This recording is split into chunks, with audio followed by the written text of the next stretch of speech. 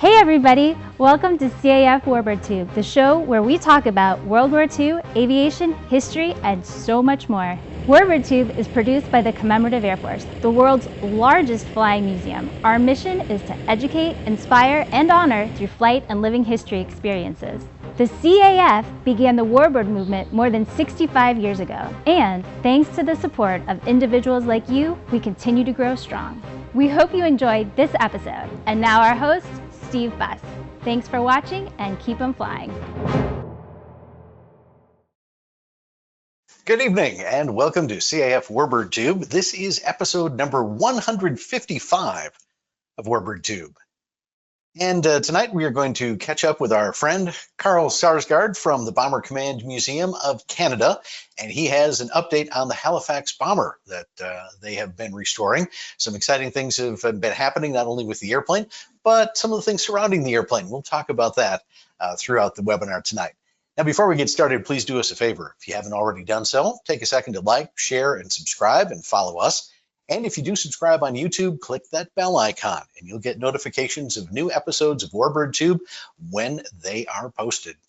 Now, as you're watching tonight, if you have any questions, just type those into the chat box and we'll try to answer them either during the program or before we sign off, either way.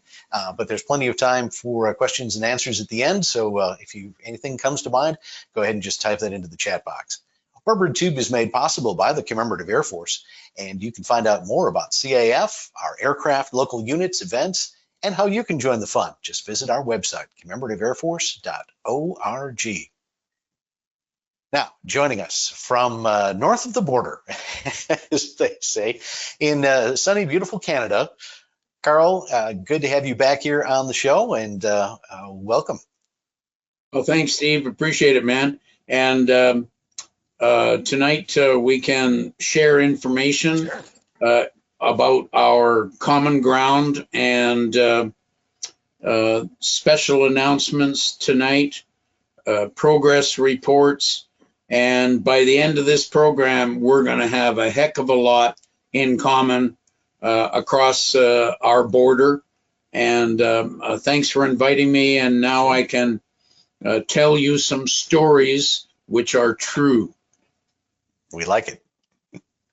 So shall I just begin with what we've done so far? Sure. Well, first of all, you know, the 100th anniversary of the Royal Canadian Air Force just passed a couple of weeks ago.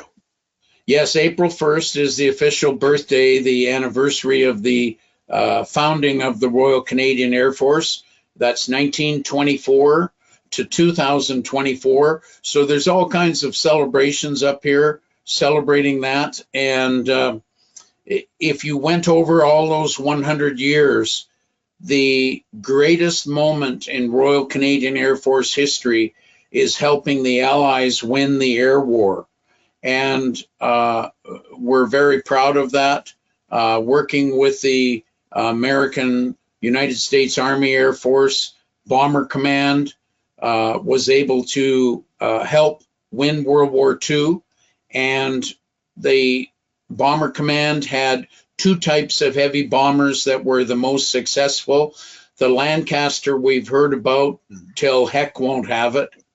But the unknown bomber, it's just like the B-17s in the USA and the B-24s. There were 50% more B-24s built in the USA, but mostly we hear about the spotlights on the B-17 Flying Fortress. I'm telling you, there's a parallel story here. The Lancasters and the Halifax bombers, and the Lancaster got all the glory, and the Halifax soldiered on, and guess which airplane the Canadians got? The Halifax heavy bomber.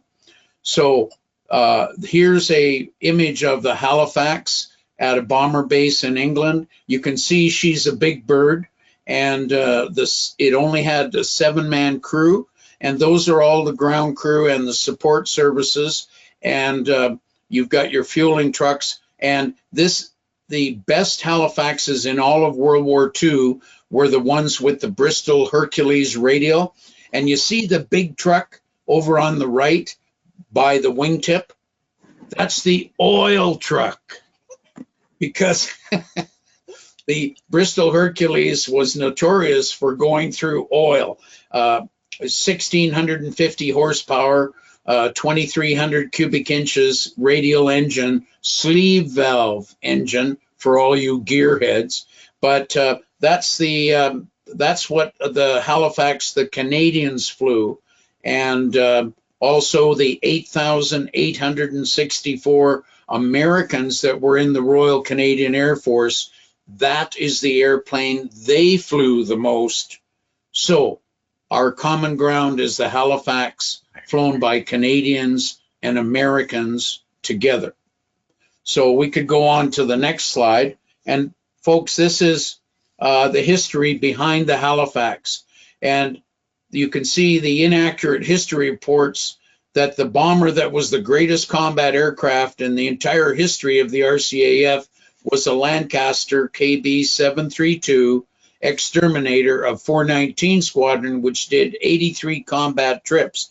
For years it went on, this was the ultimate bomber that our guys flew. The truth is, it was a Halifax heavy bomber that flew combat in 429 Squadron, and it did the most combat in the history of the RCAF.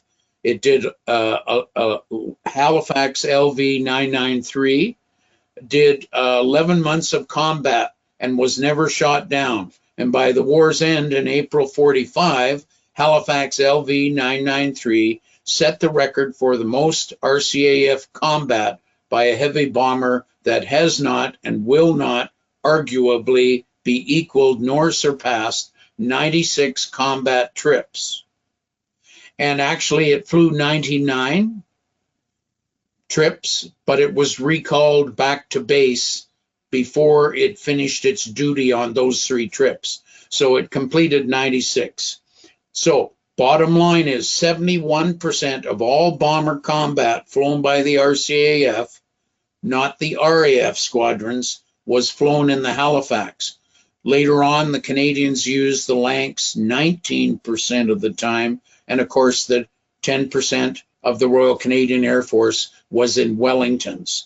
But this is the history, and there is Lima Victor 993 receiving its 95th bomb symbol after returning to Bomber Base in Yorkshire, England. And actually I knew Jim Brown of Regina. Most of them are gone now, but it was my honor and privilege when I was in my 30s and 40s that I would go to bomber crew reunions where there would be 500 guys that were 70 plus years old telling me about their experiences. And that included some Americans would come up to Canada to go to the bomber crew reunions, and they were one of those 8,000 RCAF Americans that flew with our lads in World War II. So as I say, a great honor for me that I knew them, and I drank beer with them late into the night, and I listened mainly to stories that I hoped were true, but maybe some of them weren't. But you know, in aviation, when you get a group of people together talking about flying stories, you might get some fiction in there also. But it's the camaraderie and the shared adventures. Exactly. Speaking of adventures, yes, you've had some along the way. Affirmative. That's pilot talk for yes, sir. And when I was after I'd met all these guys over the years, they said we didn't fly Lancasters, we flew Halifaxes. And so I went looking all around the world for Halifaxes to bring back to Canada, and the only one I could find that I seemed to luck into was we found a Halifax that had ditched in a Norwegian lake and was in 750 feet of water. And so some local boys in Norway had found it on sonar, but they said it's too deep to recover. But we put together an all-star team, and we lifted this Halifax using mini submarines and that special steel lifting device that you can see behind me. Actually, that's my younger, skinnier brother in 1995, okay? And so we lifted the Halifax in one piece from the bottom of the lake and pulled it up on shore, and then deassembled it and transported it to Canada. And for the next 10 years, we rebuilt it. It was the only Halifax that had ever returned to Canada since World War II. And you can see she's been beat up. And here we are, the final November 2005, Canada's first Halifax ever. Considering 71% of all our 40,000 combat missions was done in Halifax, this is the first one to ever come back to Canada. So this was a great celebration, and it's now just east of Toronto on display there. You know, to me, this was a grand adventure, and but considering all of the history of the Halifax, I would love to have a Halifax for every major museum in Canada. So as this project finished in Ontario, Canada, I moved out to Alberta, to the Bomber Command Museum of Canada in Alberta. And I strong-armed all the guys, the directors there, into agreeing to find another Halifax for our museum out in the west of Canada. And so we've begun on that journey also. So we could go to the next slide.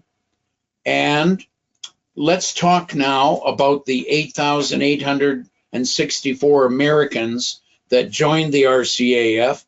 And this is a beautiful map showing all of the cities in the USA where Americans volunteered to come up and join the Royal Canadian Air Force. And of these 8,800 plus, 854 were killed in action from 48 states. And I believe there's 2 guys from the Hawaii, which wasn't quite a state yet. And these are their hometowns. And we're going to tell you how you can zero in on them. And Steve, I know that you investigated the RCAF Americans that were from your home state, and you've done that. So bless you for doing that. And, you know, it's important that we include everybody, because in Canada, we hardly know about these 8,800 plus guys. And yet they fought and they risked their lives for the Allies, for Canada, and indirectly for the USA. They're the first guys. They're the first guys that said, we know what Adolf Hitler is about. And even if America isn't going to fight in 1940-41, we're going where they will train us to fight. So I'll explain to you, this diagram becomes very important as we go further into the program.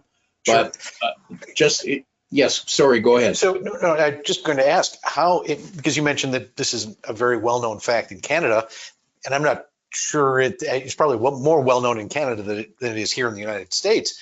But how did you discover the RCAF Americans? How did you discover this group?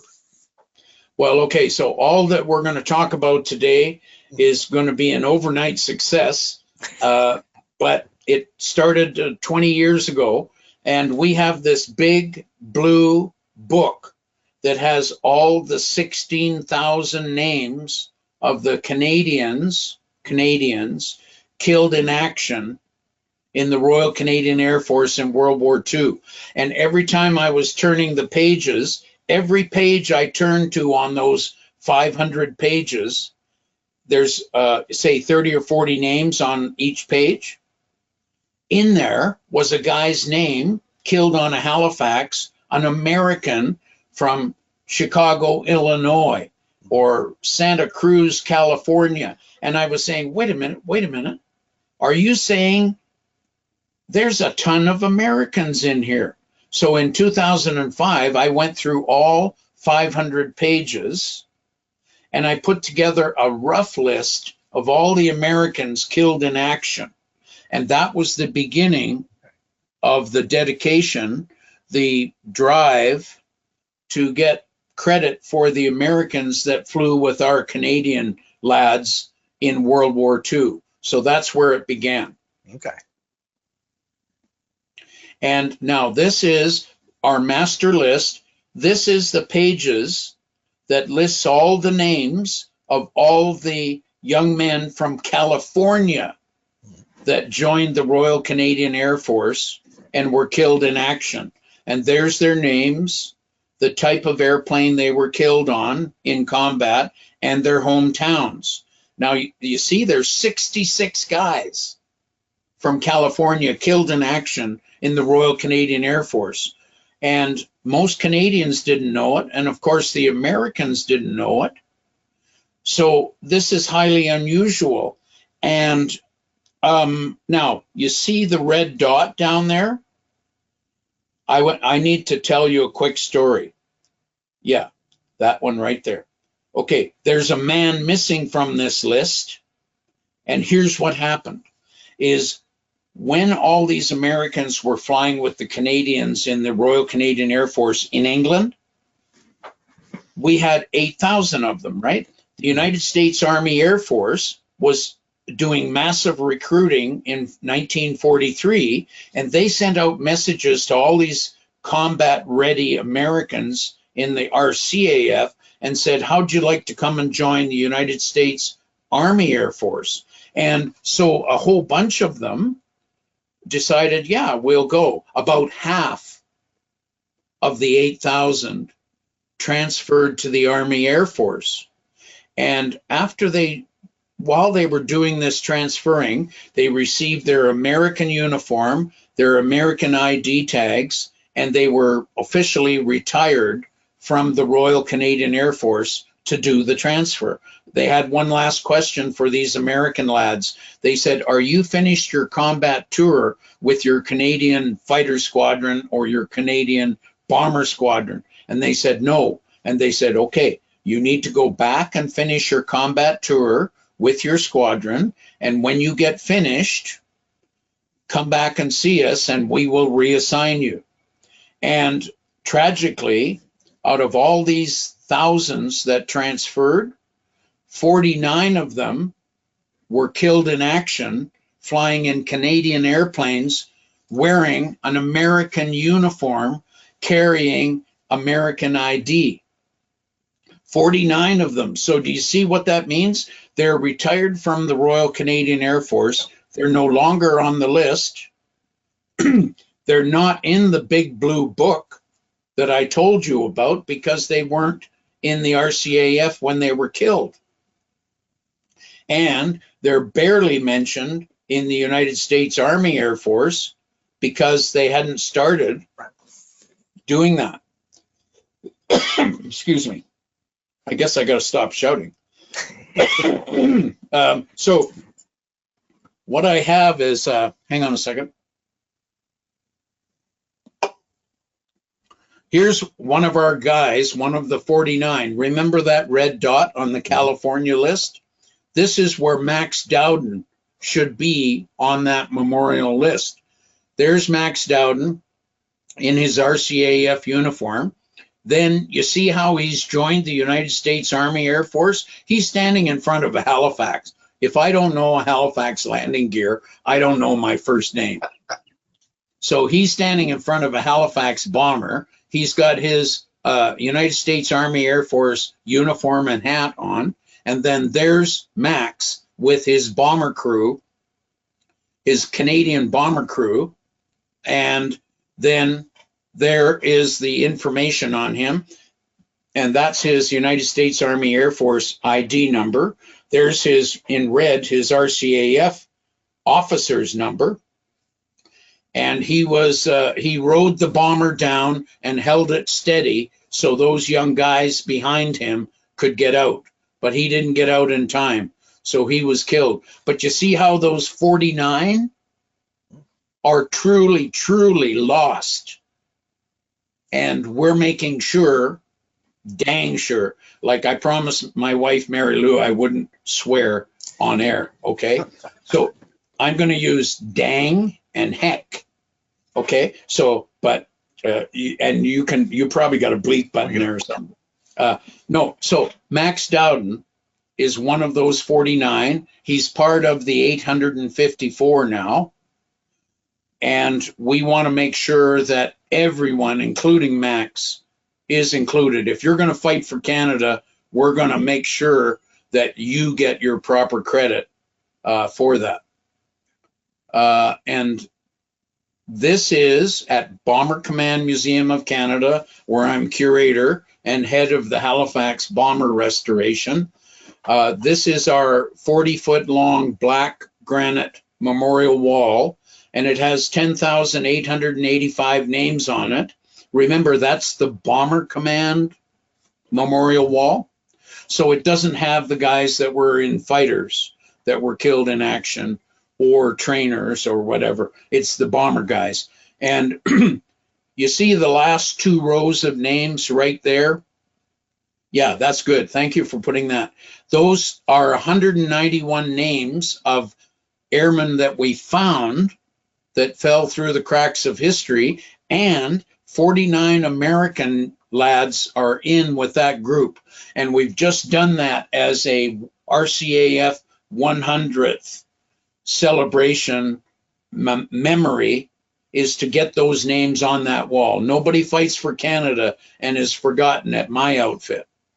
And so that is our memorial wall. And now there's 449 RCAF Americans listed on our wall.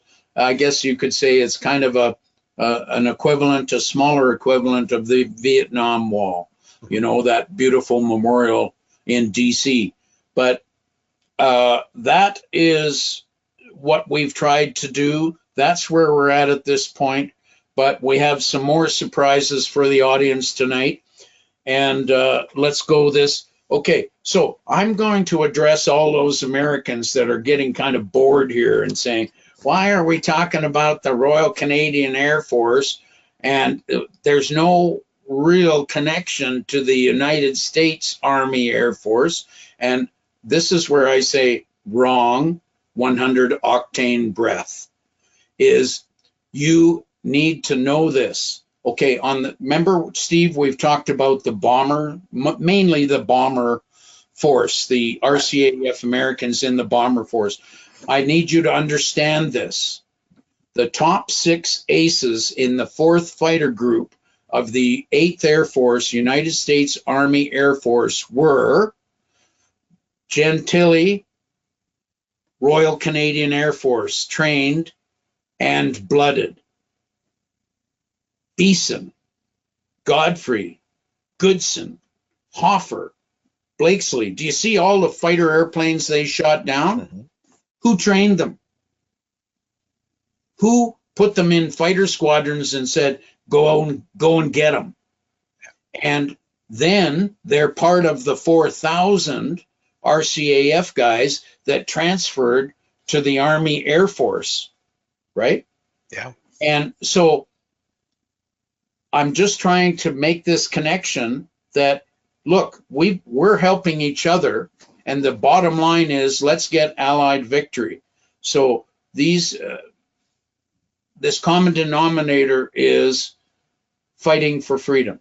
Mm-hmm. And I needed to show that to Americans, so they shouldn't say, well, I think I'll stick with the United States Air Force history and not the Canadian history. The RCAF is part of. So now here's my special announcement, and this is going to, folks, it's going to get interesting here. The Bomber Command Museum of Canada and Halifax 57 Rescue, that's my group that's restoring the Halifax, have made the decision to dedicate the Halifax project to the 8,864 RCAF Americans who flew, fought, and sacrificed for Allied freedom in World War II. The Halifax Heavy Bomber was the aircraft that the RCAF Americans flew above all others in World War II. If you look at that list of 854 killed in action, you'll see the majority of them were killed flying the Halifax. Further to this, the Bomber Command Museum and their Halifax restoration team are now full members of both the Commemorative Air Force and the EAA. And we're glad to have you.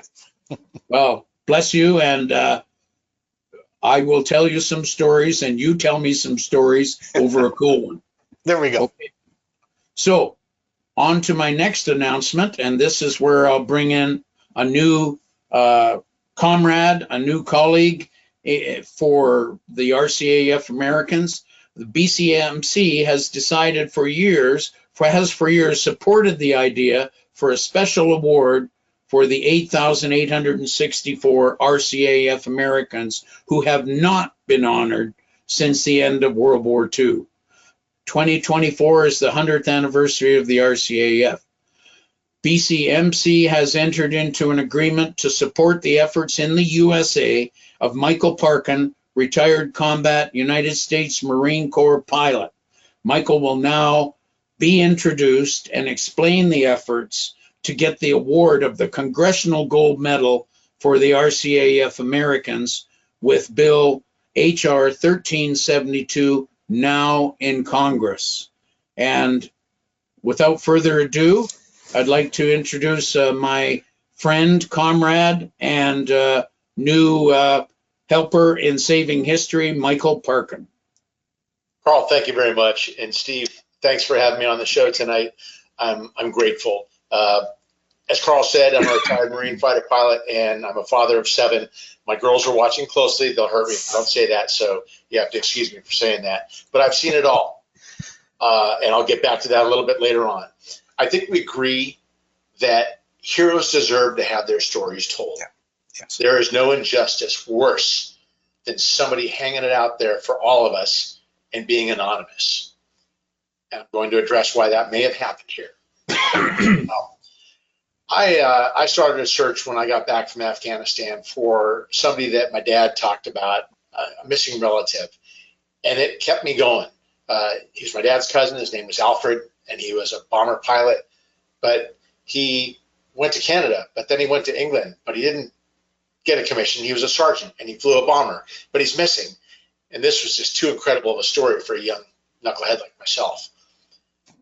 But I got back from my last tour in Afghanistan with nothing but night missions to show for it, and something resonated with the idea of disappearing in the dark. And in 2004, that started me on my search for my missing relative. What I didn't know is that year, Karl was starting his journey for looking for this larger crowd of missing Americans and why they had fallen through the cracks. We linked up in about 2014, and we're kind of astounded because this search kind of takes us all to the same issue, that these stories deserve to be told. Now I want to give you just a couple examples of the kind of people we're talking about. One, Peter Lehman.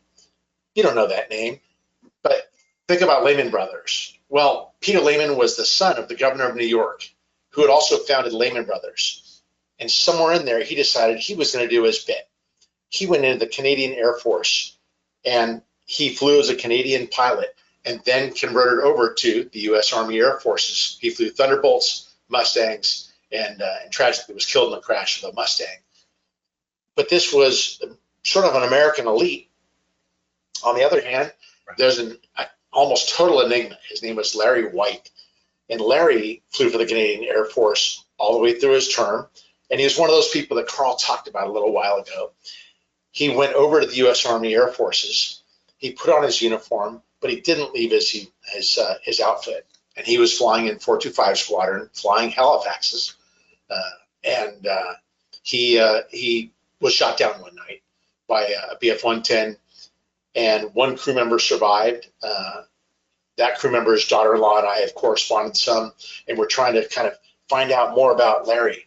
Well, it turns out Larry has almost no records in America. He has nothing on Ancestry, no adoption records, no this, no that. The one record he has is a next of kin who was responsible for foster children across the state of New York. So here, the opposite of Peter Lehman, we have this young man with nothing and nobody and no loyalty, and yet he finds a home in a bomber crew with his mates from Canada, and he stays with them even when he could have punched out and headed out for the U.S. Army Air Forces. And then third, I want to talk about my dad's cousin, Alfred Parkin. Here's a guy who's watched the Depression in America crash down on his family, wreck its prospect. His father's died. His older brother has died. He's left with his younger sister and his mom, who's a widow. He's taking care of them, but he thinks he can fly.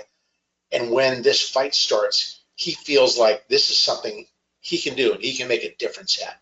So he crosses the border and he goes into the Canadian Air Force. He gets his wings. He gets sent to England.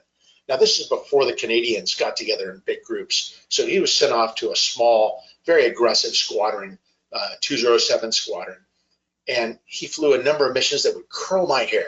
And I say this was 75 combat missions. I'll go into it another time if Steve ever has me back, but I'll spare you tonight, Steve. There are things that you and I, oh my gosh, Karl, no, none of us, we wouldn't do it. These people were the first of the greatest generation. And I want to point out, they were 100% volunteers. And we don't like to talk about it, but 2/3 of the greatest generation were drafted. It's true. But these were 100% volunteers. Not only did they volunteer, but they did so with some risk to some of them. You might not know that in 1940, a bill was being put through Congress to consolidate all the nationality language that was scattered throughout U.S. code. But somebody from the State Department or somewhere else slipped a line in that said, if you volunteer for a foreign military, you will lose your citizenship. And up until October of 1940, that was being published in the papers as a known risk. So when Dad's cousin Alfred went to Ottawa, he went with the papers having published, you'll lose your citizenship if you do this. But he did it anyways. So not only did he volunteer, but for those of us who are in the military, who've stood in formation, you know how risky it is. How does anybody want to be the first person to step out of formation? You don't, right? That's like walking naked in a grocery store, which is something we never admit we're deathly scared of, right? But they did it. They were the first, and they did it with a potential punishment. And they went forward and they risked it. Now, I will say my family's ancestors came from England and Ireland, so there had to be a draw. But Alfred's uncle died in World War I and was brought home 3 years later to be interred in the U.S., and the family was embittered by that. So there was considerable push, not only in U.S. law, but in the family to say, don't get involved. You know, America First started in the late 30s when America, with its depression to handle and poverty, said, why are we sending money overseas? So this might resonate with you today, but these guys did it. And what we don't know today is that President Roosevelt quietly understood this, supported it, suggested names for it. And so while the House of Representatives was working on this law to punish people, Roosevelt was supporting it. And these people went, a whole clandestine organization. We'll go into it some other time. Again, Steve, try me out sometime. We'll come back. Sounds good. But, for those who lived to return from the experiences that were that harrowing, if they stayed in Canadian uniform or British uniform, they were denied entry to U.S. veterans organizations. They were excluded from the history books. If you looked at newspaper articles from 1940 through 1942, they were on the headlines. Dad's cousin Alfred was on the front of the local paper. But as soon as America entered the war, we told our story of our people in our military and our war, and we just sort of erased them as statistically insignificant. But again, I can tell you, Alfred did stuff with an airplane I would never do. I'd be afraid to do. So they've been erased effectively today. They've been excluded from observances. When the federal government holds observances, they are now specifically using language about Americans in American uniform. And when our tax dollars go for the exploration, for the missing, if there's a missing American in a Canadian uniform, the research crews go right past them because they're being punished for their patriotism. These weren't a few people. I named 3. including Dad's cousin, but there were over 10,000. I can show you the math sometime. Karl's numbers are spot on, or even conservative. There were that many, enough to fill a U.S. Army division. So think about it. We sent a division overseas prior to the Pearl Harbor invasion, and we said, we're not really doing this. But those were our best. They were our bravest. And that's why I started First Heroes. That's why I got together with Karl, and that's why we're pushing this forward. So belatedly, on to HR 1372. I had a chat with Congresswoman Spanberger last fall, and she's my member of Congress. And I got to tell you, I was impressed because I said one thing, she told me I was wrong, and I was impressed with the integrity of anybody who'd be running for office to say, no, you're wrong. And then I said, but you're wrong about something. You observe National POW MIA Recognition Day, and that day excludes these people. She was shocked. She grabbed her veterans person and said, let's get together, let's figure something out.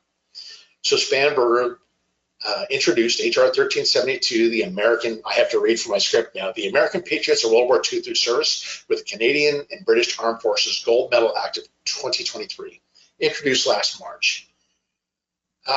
When signed into law, it's going to authorize a gold medal for all United States nationals. So that means anybody who's legal here, whether they have a green card, whether they're a citizen, as long as they're not here illegally, and they did this, they are included in this recognition. Now, realizing that most of these people are gone, it's about telling their story. So the people who were in the militaries and their supporting entities are all welcome to receive this recognition if the bill passes. But now I'm going to tell you the one not hopeful thing. The bill's not going to pass at present. It needs a majority of the members of the House of Representatives to co-sponsor before the Speaker of the House will be willing to put it on the calendar to move it forward. We have 8 out of 218 necessary co-sponsors right now. And we have seen some bills going forward, I think we can all agree, that are of less consequence, that matter less to who we are as Americans than this bill. And this is a cost-free bill. This should be a no-brainer. Chances are, if you're listening tonight, your member of Congress has not signed on to this. So I'm going to ask you to look at a website that we've established. It's at https firstheroesww2.org. And it'll take you through not only the background of it and the background of HR 1372, but also a search you can conduct to see who's the closest person who volunteered. And you might find out there's a neighbor. In fact, this is a conservative list that I've scrubbed to make sure that we have addresses to go with these people. But my experience has been that when I hit my friends with these stories and they go back home and they tell their friends, invariably someone says, oh yeah, my relative did that too. This is a bigger thing and it really needs to be told. So I'm asking you to take a look at this website, think about contacting your member of Congress. The links are there. You can make a call, you can send an email, you can swing this, and we can recognize these people. That's about the end of my spiel, Steve and Karl. Thank you very much. Yeah. And I'll just turn it back over to you.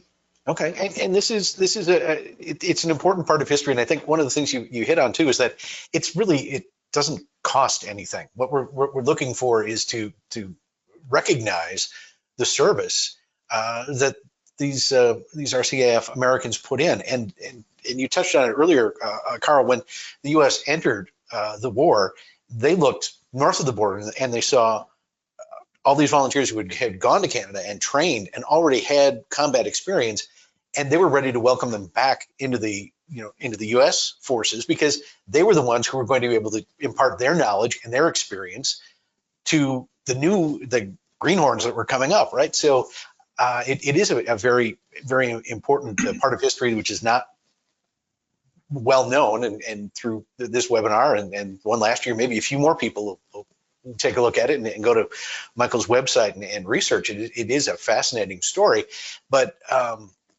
it really is. When you look at some of the other groups that have received this similar recognition, Doolittle Raiders, for instance, Rosie the Riveters, there's a number of them out there, and all deserving, but not one group or another more deserving than the RCAF Americans. So, yeah. So, okay, I'm getting off the soapbox now. Steve, Steve, there's like something I'd like to say. I'd like to thank you for taking the time and seeking out your congressman and asking him to support this bill, because I know you've already done that because you take this seriously. And so, folks, you see that website there. All you have to do is go there, look at your hometown, look at the Americans that were killed in action from your districts and your congressman, and all of that stuff is right there on the First Heroes World War II.org. Michael has done everything you need to get those 218 congressmen to support this bill. And if you will support this bill, you will make the first giant move. And as you know, in any project, the first step is the giant step. So support this. Your homework's done for you, folks. It's right there.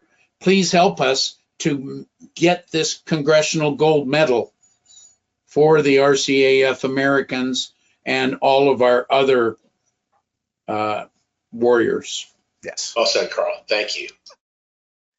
All right, we're going to circle back, and Michael, you're going to just stick with us. So in case folks have questions at the end, we can circle back to those. But one of the other things you want to talk about, of course, is the restoration of the airplane. And sure. So progress that you've made.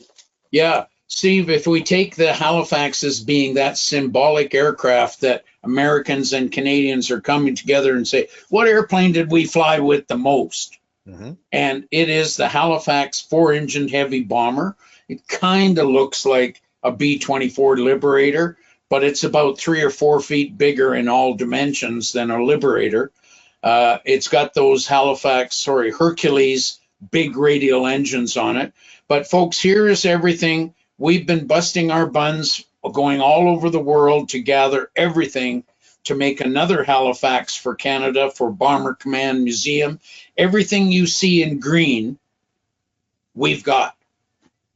And as you can see, we're still short a few pieces, but we have a beginning nucleus of a Halifax heavy bomber, and it's being rebuilt as we speak in Canada. But I wanted to just give you a quick rundown.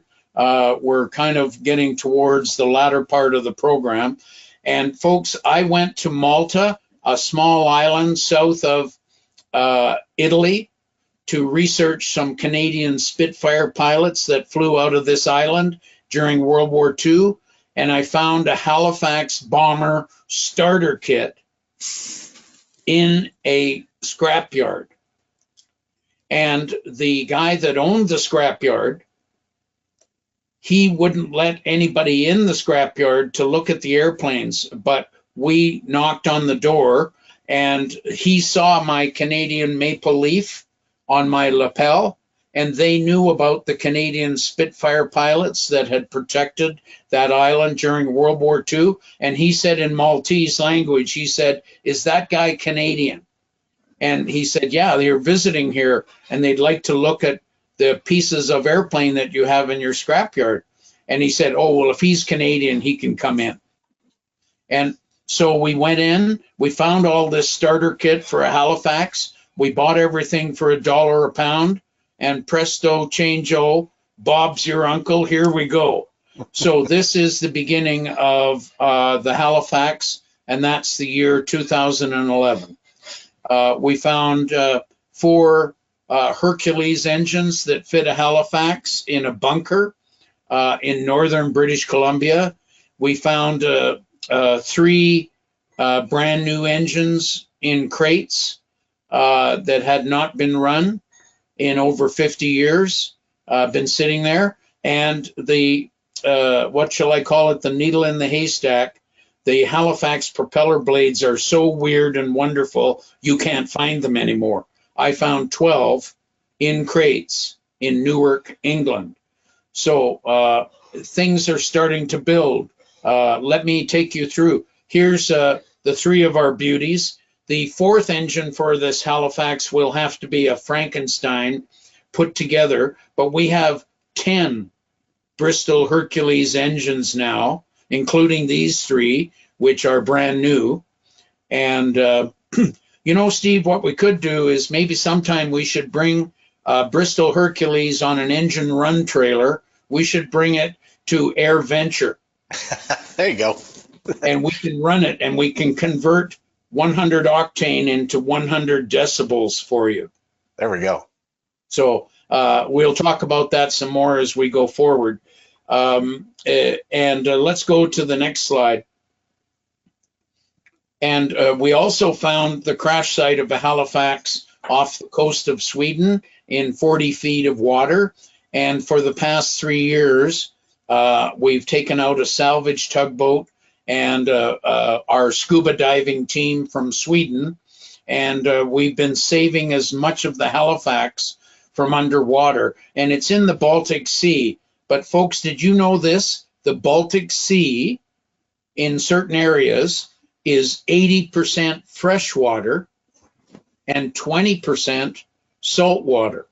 So what we've been doing is recovering everything that is in this crash site of the Halifax that we can use and build on. It wasn't a ditching, it was a heavy crash, but we have found priceless items for a Halifax. As you can see, the flaps that we recovered from the underwater, we've already sent them to our rebuild shop, and the Halifax that we're going to rebuild in the coming months and years is in Ontario. And as each section is rebuilt, it will be trucked to Bomber Command Museum and assembled there in its final display area. But that's what we're doing, like no stone unturned. Yep. And our motto is, we leave no Halifax behind. So here's a rudder that we pulled out from underneath the sand after 78 years. And we've got a lot of Halifax turret parts. But when the airplane went down, it had about 4,000 rounds of 303 machine gun bullets. You're not supposed to say what that is, but I think we kind of know that it's a no-brainer there. So we've saved some of them as souvenirs. And now we can go to the next slide. And here's that starter kit, totally deassembled, totally cleaned up with new skin, new ribs where required. And all of this is being done in Ontario near the city of Ottawa. And Michael, you and I had fun out there looking at the Halifax and telling war stories. Okay, you tell the war stories. All I can do is tell you about hauling Indians and dogs up in the north of Canada, okay? That's the only That was a real treat. I love being there in the shop watching them put that together. Anybody who has any kind of a gearhead instinct would go crazy there. Thank you. Yeah, well, Scott Knox is our chief engineer working at his 40-foot by 60-foot hangar. And this is, folks, if you ever get to Ottawa, you want to go and see what they're doing on the Halifax. So that is that. Now, that's the core with all of the rear wing being added. And, oh, yes, by the way, you see down on the bottom, see the engine? That's a Bristol Hercules. And guess where we found it? In Connecticut. Okay, I didn't say it right, but that's okay. I get a special dispensation. So, but we picked up a Bristol Hercules engine in the USA and brought it back to Canada. And but there is your progress on the wing. And once the wing, the inner core of the wings is done, we have more treasure for you that we found. I found at the Yorkshire Air Museum in England, out behind the hangar, a 25-foot piece of outer wing panel for a Halifax bomber. And they weren't using it. And so we were able to do a trade. And that is me leaning up against, right beside the left wing of a Halifax that fits a Halifax. And then down below, at just a few months later, I found the right outer wing that fits a Halifax. At the RAF Museum, they have a northern branch of their museum called Cosford, and in their storage hangar at Cosford was the right-hand wing for a Halifax. So folks, there's 50 feet of a 103-foot wing, and you can see it's in pretty good condition, not badly corroded, and usable for the structure. So those two wings are now, if we can go to the next one, Steve, those two wings are now set up on steel cradles, and we also got a wingtip, as you can see on the far right.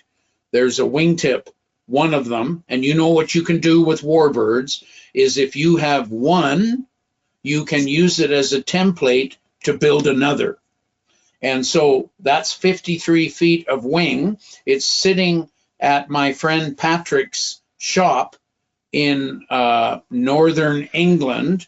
We're going to truck them to an RAF base, and the RCAF has C-17 transports, and they're going to haul the wings across the ocean to Canada, and we will add them to the Halifax. So we're doing the best we can with what we got, and this is all going towards the Halifax. And as of today, you now know that those 8,864 Americans will not be forgotten, and their airplane, their, what shall you call it, their sword of combat, a Halifax, will be put together to honor them as well as our Canadian lads. But in this 100th anniversary of the RCAF, we feel this is important. Other little miscellaneous gems, the nose turret for a Halifax we found at an antique store in Scotland. And the tail turret I found in a guy's backyard west of London, England. And that was a chore. The nose turret was a piece of cake compared to the tail turret. Steve, do you know what I had to do to get that tail turret? No, that tail turret belonged to Maisie, the 8-year-old daughter of the guy that had it in his backyard. And she called it her rocket. And the dad said, the only way I'll sell it to you is if Maisie will let you have her rocket. So I had to strong arm this 8-year-old. Well, okay, I didn't do that. I talked gently to her, and I tried to explain how important it was for us, if we could have this, to add to the missing piece of the puzzle of the Halifax. So Maisie thought about it a little bit, and then she said, yes, you can have my rocket. Wow. So, but yeah, wonderful mini adventures. Yeah. Now, remember, let's just go back, Steve, for a sec, just to that previous slide. Oh, yeah. You see the big 13-foot propeller up there? That is an original wartime hub, but thanks to my friend Andy Ward in England, who has a great big 3D printer, almost the size of my pickup truck. Well, no, maybe not that big. That's a little bit of hyperbole, okay?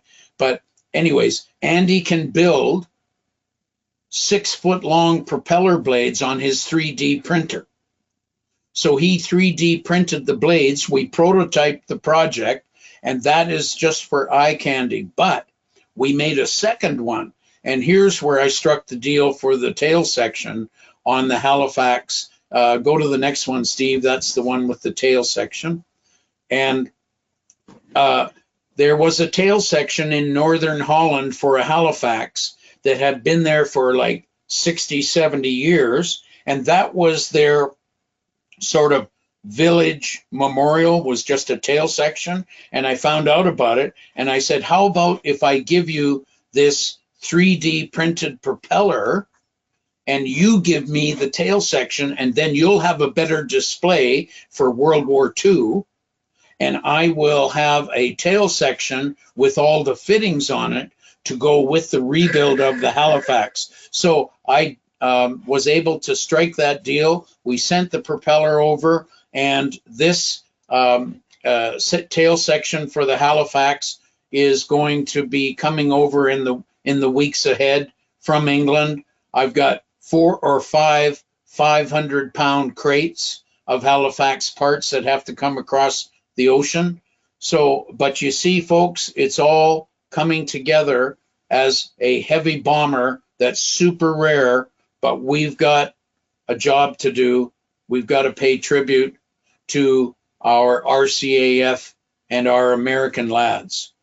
And I guess we're getting near the end. Oh, this is one of my favorite shots, Steve.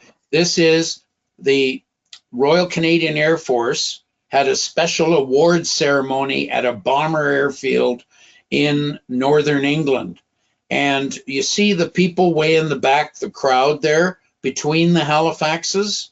The King and Queen of England and Princess Elizabeth are standing right there, giving out scores of DFCs and special awards for bravery, excellence, and sacrifice to Canadian airmen. And as you can see, there's your Halifaxes, very few, only 2 Lancasters amongst the bunch. So that's the proper ratio of what the heck did the Canadians fly in World War II, and there it is. And with those big radial engines on it, it was a hot rod. There you go. And I guess we're getting near the end of our program, Steve, but yep. I'm so happy to work with Michael, and thank you for hosting us. And if you'd like to know more about the Halifax rebuild, we're going to leave this slide up, or it will be part of a recording program. So you can contact me, and between Michael and I, we can tell you everything about those American lads that flew with us, and we want you guys in with us. Michael, is there anything else you wanted to add at the end here? One true confession. I've always been one of those people from a family of aviation junkies.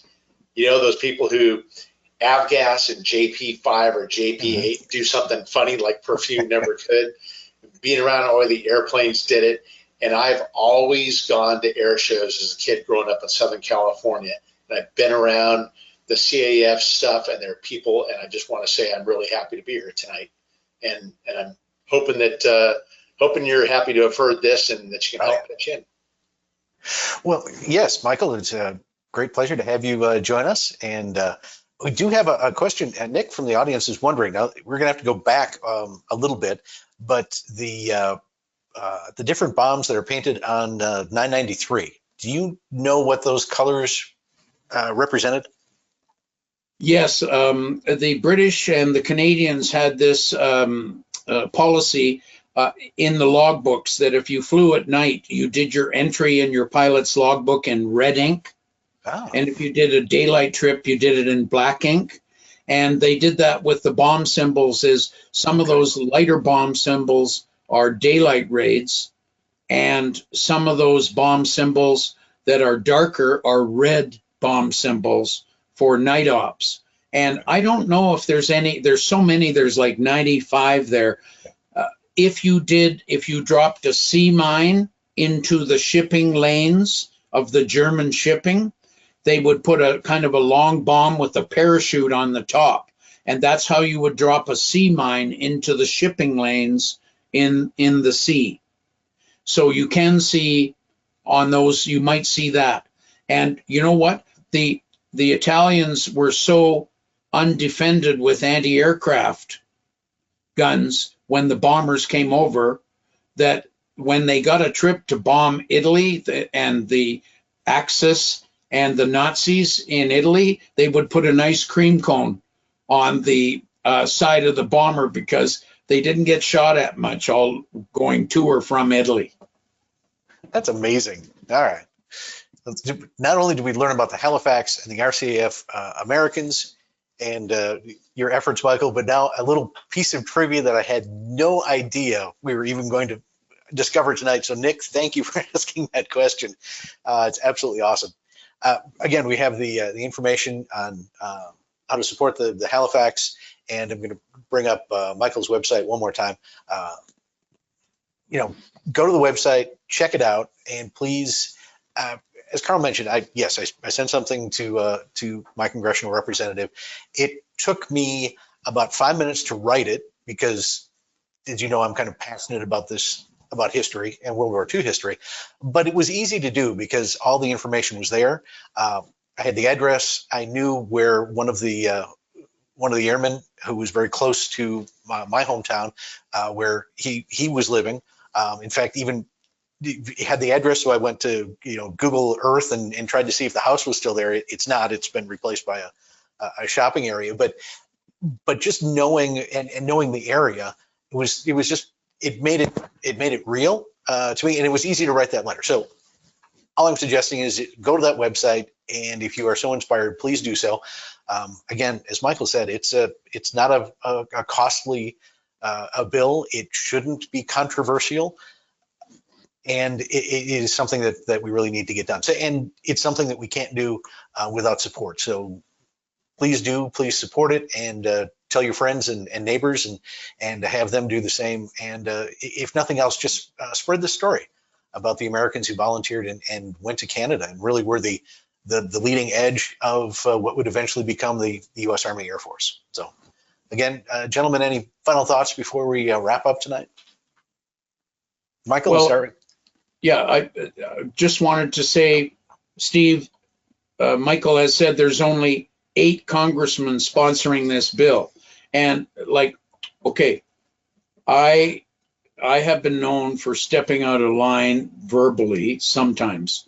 Now, let me say this to all the Republicans and the Democrats in the USA.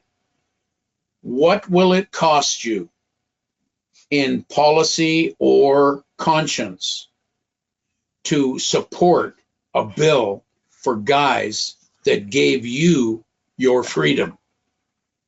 Now, maybe it wasn't stars and stripes, but it was your freedom. So I would appeal to all the voters and all the congressmen. Please support this bill. We need another 210, right, Michael? That's correct. Yep. All right. Well, anyways, thanks to the Commemorative Air Force, and thanks to you, Steve. You're to be commended for this program, and that's all I got to say. All right. Well, good. And again, as you said, the first step in any journey, or the hardest is the first step, and that's what we're trying to encourage folks to do tonight. And if you look at it, you look at Karl back in 1995 pulling that hulk of an aircraft out of the depths of 750 feet and making it into a beautiful restoration. He's doing the same thing again and dedicating that to the RCAF Americans.